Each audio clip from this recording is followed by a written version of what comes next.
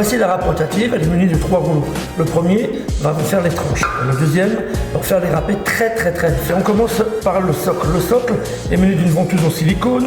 On la pose directement sur le plan de travail. On tourne la petite molette sur le côté. Ça ne bouge plus. Vous avez le corps en polycarbonate, celle qui fait les gratins. Vous allez tout simplement mettre la poignée, clac, la clipser.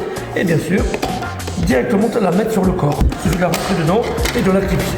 Là, on va commencer par les légumes durs. Ne forcez pas, n'appuyez pas trop fort, ça ne sert à rien. Vous tournez, ça va très vite. Là, on a fait un râpé gros, c'est pas mal pour les gratins. On va pouvoir aussi faire, bien évidemment, beaucoup plus souple, beaucoup plus tendre. Tourner. On pourrait mettre évidemment des radis, on peut mettre des navets, fait ce que l'on veut, des oignons, etc., etc. Là, vous avez compris le fonctionnement de la grosse râpe. Ça fonctionne de la même manière. Je la mets donc à l'intérieur, comme ça. J'entends le clic, donc c'est bon. Et là, vous allez tourner jusqu'au bout de la pomme de terre. Vous aurez des jolies tranches de pommes de terre.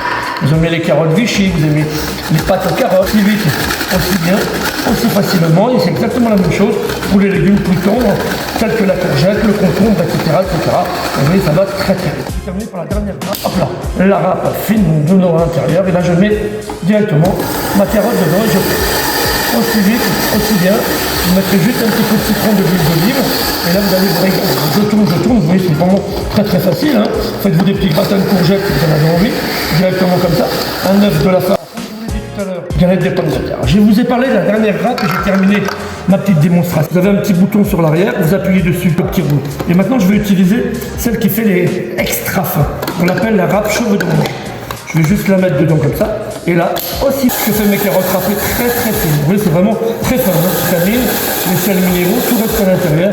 Rien ne part à la poubelle. 10 carottes, enfin bref, ça va très vite. Et comme je vous l'ai dit, dès qu'on appuie dessus, on s'aperçoit que tout le jus reste dedans, les vitamines, les sels minéraux. En plus de cela, et j'aurai terminé, la râpe cheveux d'ange va vous permettre de faire tout ce qui est sec, le parmesan, le gruyère, les fruits secs, etc. Alors regardez bien, à l'intérieur, je vais y mettre par exemple directement des biscottes, directement dedans. On va râper. Là on aura des biscottes, toujours le petit poussoir pour aller jusqu'au bout de la biscotte. On va pouvoir y mettre des choses beaucoup plus dures, telles que les glaçons.